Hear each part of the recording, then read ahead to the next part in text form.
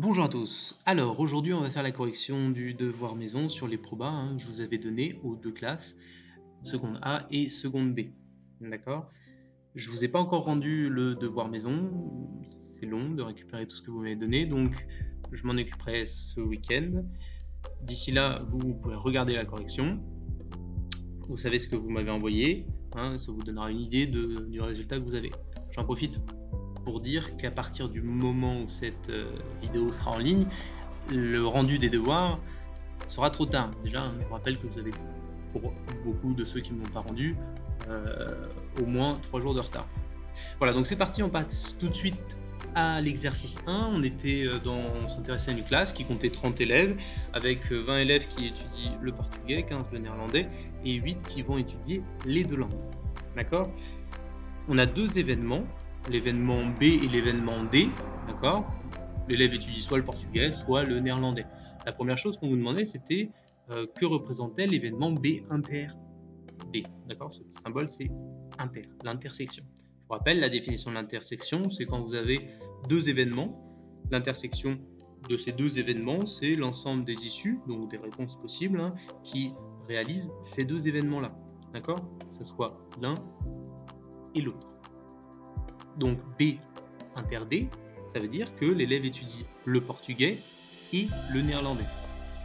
Ça, c'était la première réponse. La deuxième question, je vous demandais l'union cette fois-ci. Donc, je vous rappelle que l'union de deux événements, c'est l'ensemble des issues qui réalisent A ou B ou les deux. Là, en l'occurrence, B et D. D'accord? Donc, qu'est-ce que ça veut dire? Ça veut dire que B union D, c'est l'élève étudie le portugais ou le néerlandais ou les deux langues. D'accord? La troisième question, on vous demandait combien d'élèves n'apprennent ni le portugais ni le néerlandais. Voilà, donc ça pour beaucoup ça a posé problème parce que vous me disiez tous que comme il y a 30 élèves, qu'il y en a 20 qui étudient le portugais et 15 qui étudient le néerlandais et 8 qui étudient les deux, si on additionne le tout, on dépasse les 30. Mais non, parce que le problème dans tout ça, c'est que vous allez compter deux fois les élèves qui étudient les deux langues. Comme ils étudient les deux langues, ils sont dans les deux groupes. Du coup, vous pouviez vous aider de cette propriété-là, si vous aviez du mal à saisir ça, une propriété du cours que vous devez connaître. Et en utilisant cette propriété-là, pour connaître B union D, qu'est-ce que vous aviez juste à faire? C'était à prendre tout ce qu'il y avait dans B, tout ce qu'il y avait dans D, et retirer l'intersection des deux. Donc B inter D, donc le nombre d'élèves qui étudient les deux langues. Qu'est-ce qu'il fallait faire? 20 plus 15 moins 8, ça fait 27. D'accord? Donc, si on a 27 élèves qui font soit du portugais, soit du néerlandais, soit les deux langues, combien d'élèves n'apprennent ni l'un ni l'autre? Il reste 3 élèves qui font ni le portugais ni le néerlandais. Voilà pour la question 3.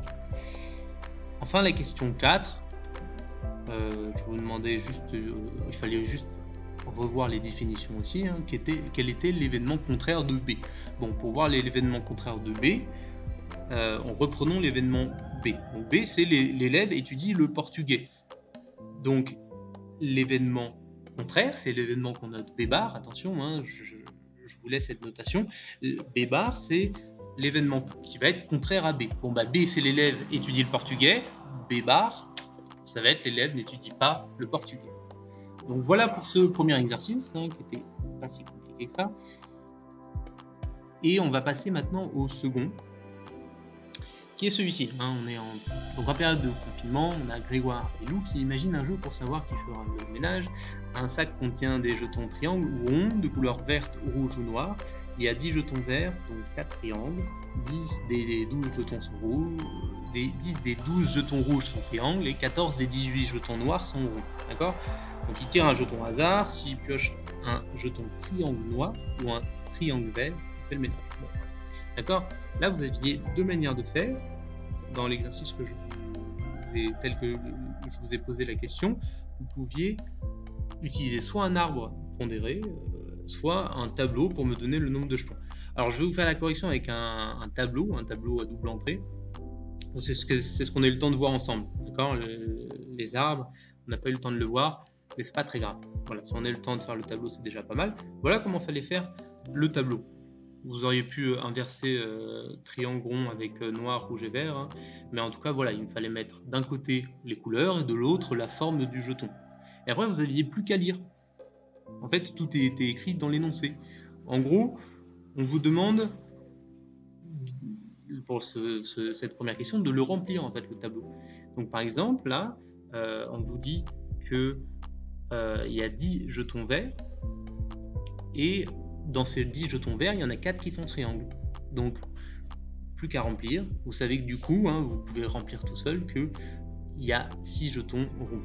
D'accord ? Il ne fallait pas oublier la ligne du total et la ligne en colonne et en ligne. D'accord ? Pareil pour les noirs, il fallait juste lire. On vous dit 14 des 18 jetons noirs sont ronds. Bon, bah, le total, ça va faire 18. Des ronds, il y en a 14, donc il y en a 4 triangles. Pareil pour les rouges, d'accord ? Vous avez 10 des 12 jetons rouges qui vont être triangles. Donc il y a au total 12 jetons rouges, 10 qui sont triangles et il en reste 2 qui sont ronds. Du coup, vous aviez juste à faire le total. Hein. Vous voyez donc au total il y a 18 jetons triangles, 22 ronds, et au total combien il y a de jetons? Il y en a 40. D'accord? Bon, une fois que vous avez fait ça, vous avez fait le plus gros du travail. Parce que les questions d'après, hein, les probabilités qu'on vous demande de calculer, elles découlent toutes du tableau. Voilà, donc je le mets un peu plus gros. Et la question suivante. Vous avez 3 événements. L'événement A, le jeton est vert, B, le jeton tiré est triangle, et C, l'événement, le jeton est triangle et rouge. D'accord? Je remets ces événements-là. D'accord? Et on va essayer de calculer la probabilité de A, de B et de C. Ok, alors je reprends le tableau, je le mets ici, et avec ça, on va juste essayer de le lire pour calculer les probabilités. Donc l'événement A, c'est le jeton est vert, donc il suffit juste de regarder le nombre de jetons verts qu'il y a. Il y en a au total 10, sur combien? 40, donc ça nous fait un quart, hein, si on simplifie la fraction, et ça nous fait 0,25. L'événement B, c'est le jeton et triangle. Bon, combien il y a de jetons triangle au total? Il y en a 18 sur 40. Donc la probabilité de tirer un jeton triangle, c'est 18 sur 40 qui fait 0,45. Et la probabilité de l'événement C, le jeton est triangle et rouge. Alors attention, cette fois-ci, il y a 2 informations. Donc le jeton triangle rouge, combien il y en a des jetons triangle rouge? Il y en a 10, encore une fois. Donc on va de nouveau avoir 10 sur 40 et on va avoir encore une fois 0,25. D'accord? Voilà, et la dernière question, du coup, c'était de calculer la probabilité pour Grégoire de faire le ménage. Bon, pour calculer cette probabilité-là, il faut voir quel jeton il doit tirer pour qu'il fasse le ménage. Alors il y avait 2 choix, soit il prenait un jeton triangle noir ou un jeton triangle vert. Donc déjà il fallait regarder combien il y avait de jetons triangle noir et combien de jetons triangle vert il y avait. Donc il y en avait 4 et 4. Donc du coup il fallait les additionner. Et encore une fois, hein, c'est sur le nombre total de jetons qu'il y a.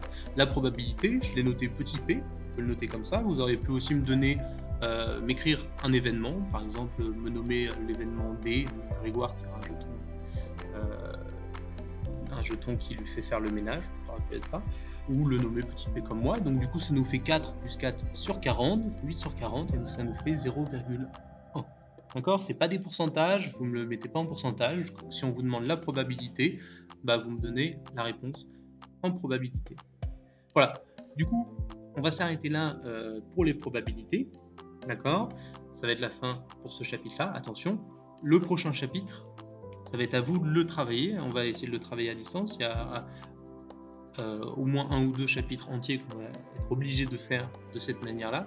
Donc, je compte sur vous pour être réactif. Et très rapidement, je reviens vers vous avec le prochain cours, les prochains exercices qu'il va falloir m'envoyer ou faire. D'accord? Voilà, bon, bonne journée à tous et à très vite pour un nouveau chapitre de maths.